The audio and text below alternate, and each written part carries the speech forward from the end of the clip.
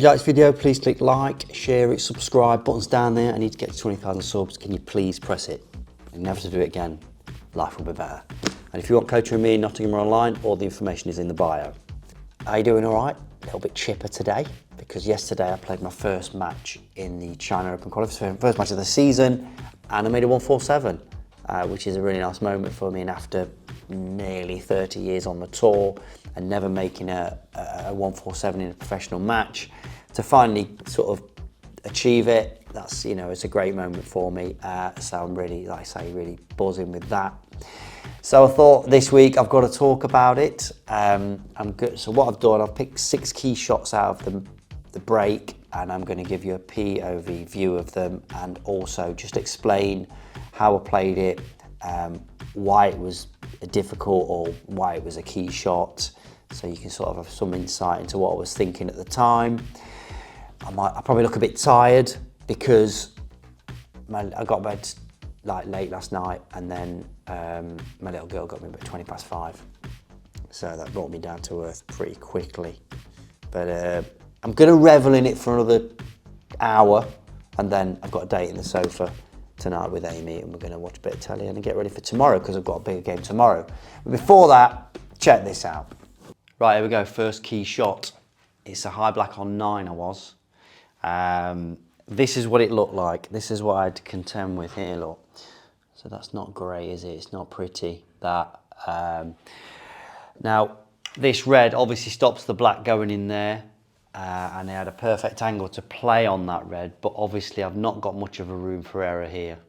It's very easy to snooker myself.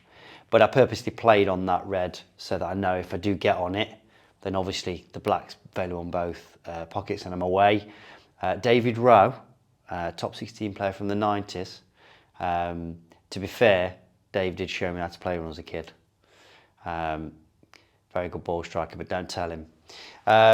He texted me and said, was you lucky to get on this red? No, Dave, played on it.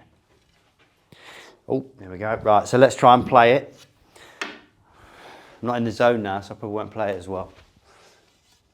There we go. I've got to pot it. I'm not going to pot all these. Obviously, all right.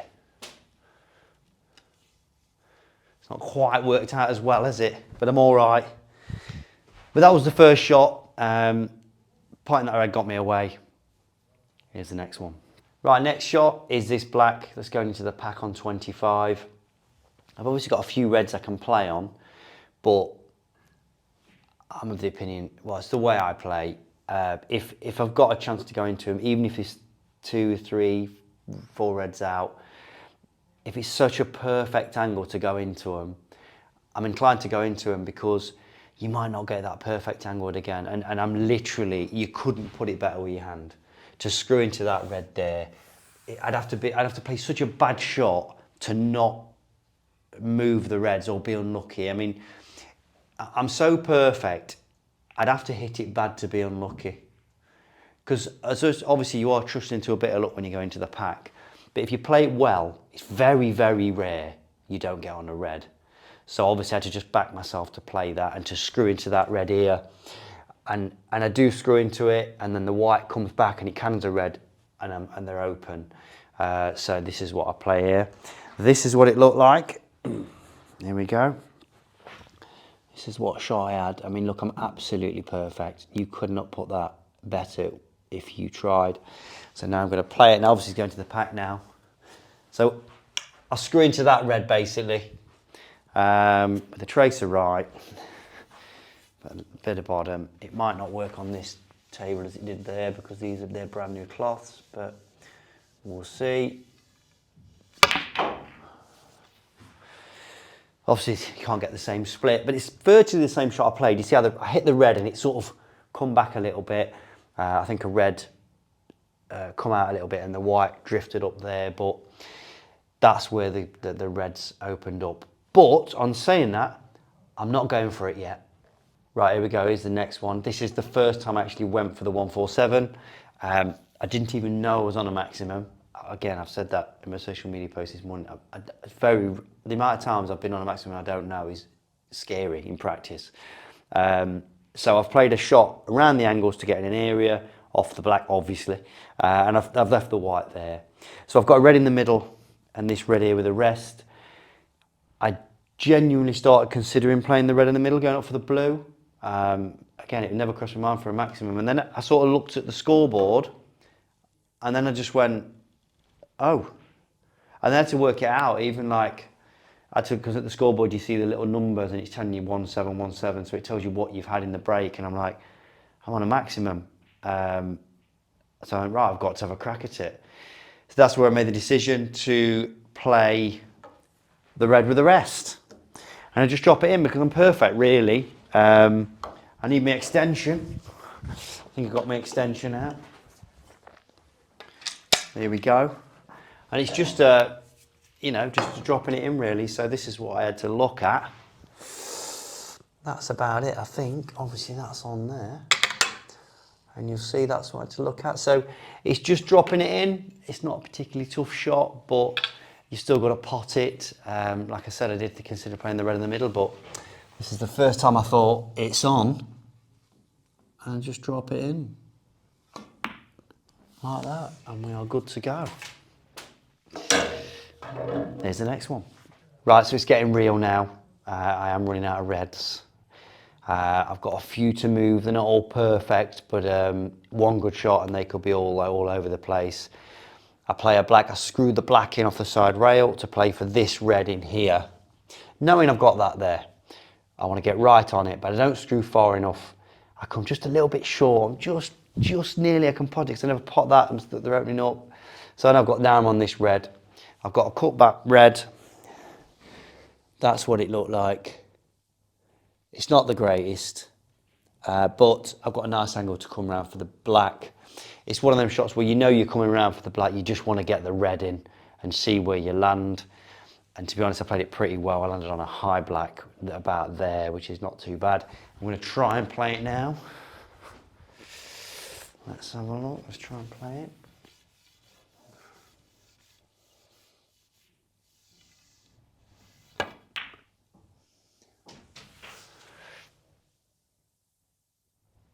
It's not far away from where I landed. I think I landed a little bit higher there. But yeah, it's on. But now I've got to move something.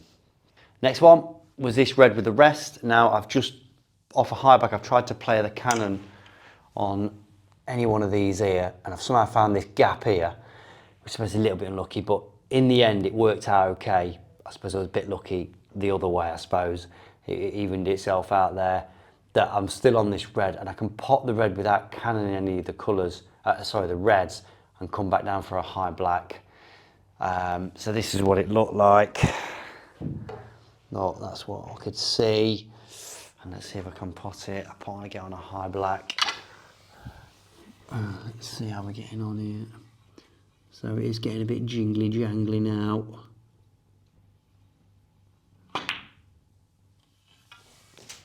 I think that's not bad. That's not far from where I landed, but like I say, that could have gone a lot worse when I missed that cannon. But yeah, I'm still in it. Not many more to go. I'm on the yellow. I would say this is probably the best shot of the break because I'm very close to it. Obviously, you don't want to miss now. And I played not that bad a shot off the black, but I got too much into it, and then I sort of ended up coming off over this line rather than over here. But I'm still on the yellow. But the reason that made this shot was more difficult is that when you land on the yellow around here, if you're not, obviously not, you want to be perfect, don't you? But if you have to take the rest, usually you can pot the yellow and come back over the yellow spot for the green. But I've landed in a really bit of no man's land where that shot off the top rail is the brown's in the way. I want to cannon the brown. So obviously I can't play that unless I play it with loads of left-hand side, which you don't want to be doing that.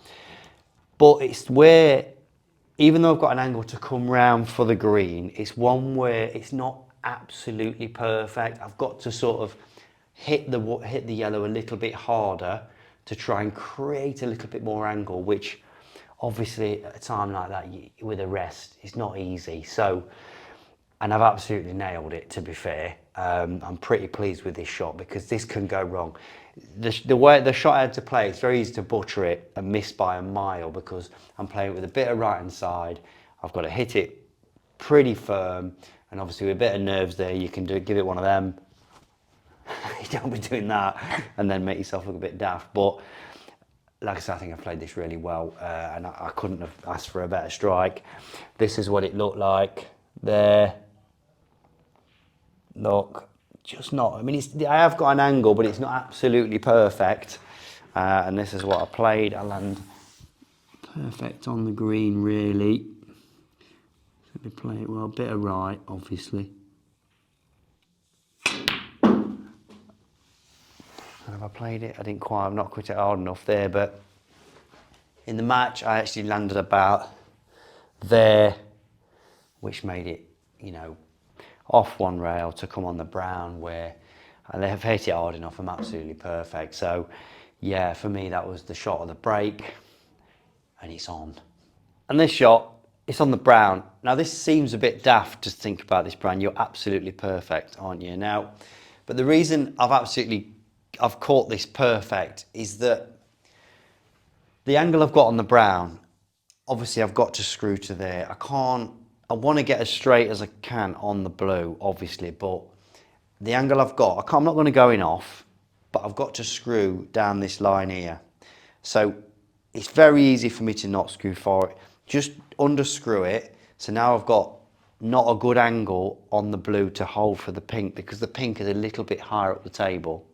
And then obviously if I land there on the cushion, I've got to really dribble it in, and then I might come too low on the pink. So I've got to gamble hitting it a little bit harder and coming as straight as I can on the blue. But obviously if I get into it and that you know, hit it a bit too hard, then I come a bit too far, and all of a sudden I've not got the angle to go around the table, and I'm leaving myself a longer pink. And that pink, if you're there, happy days, but if you're there, all of a sudden it makes it a lot tougher shot. So although this brown looks a little bit simple, the shot I've got to play, I've got to get as perfect as I can on the blue, and I've got absolutely perfect where I want to be on the blue, so I can just drop it in, and I've got an as easy as pink as I could possibly ask for to get down for the black. So again, like this shot, it seems a bit easy, seems a bit simple, but I hit it perfect and got exactly where I want to be. I get the best place I can get on the blue from that position. This is what it looked like, and it's just an easy blue, really. But again, I want to land like there, and I do hit it absolutely perfect. Let's see if I can do it again. No, I've not. That's terrible. But that's basically what I didn't want to do. Now, you see where I've landed there. I can drop that in, and I could probably hold for the pink, but when you're under pressure there, having to dribble that blue in and not go too far, because like I say, the pink's not on its spot, and then you might want to hit it harder, you're trying to come off cushions, and it can go wrong so easily. But on the day, I landed perfect, and I just have to drop the blue in. So yeah, it looked quite a simple shot, but yeah, it can easily go wrong. One more to go, and the last shot is the last black, obviously. I've got about as easy as a black you could ever want for a 147, but you're still thinking, don't miss this, because that would be a bad one, wouldn't it? I just dropped it in a bit higher up the cue ball, and potted it, not too hard, not too soft. You don't want to dribble it in. This is what it looked like. Obviously a simple black. Like I say, I couldn't ask for a better black. But like I say, there you really don't want to miss this black, and I didn't, and we're good to go. And then I just play it like this. And there you go, maximum. Easy peasy. So there you go. There was a few key shots there. You know, I suppose they're all key in the end, but you know, I think they were shots where it can go either way, and you know, it's very easy to go wrong. But like I say, really buzzing to make a 147, but now got to get ready for tomorrow. See you soon.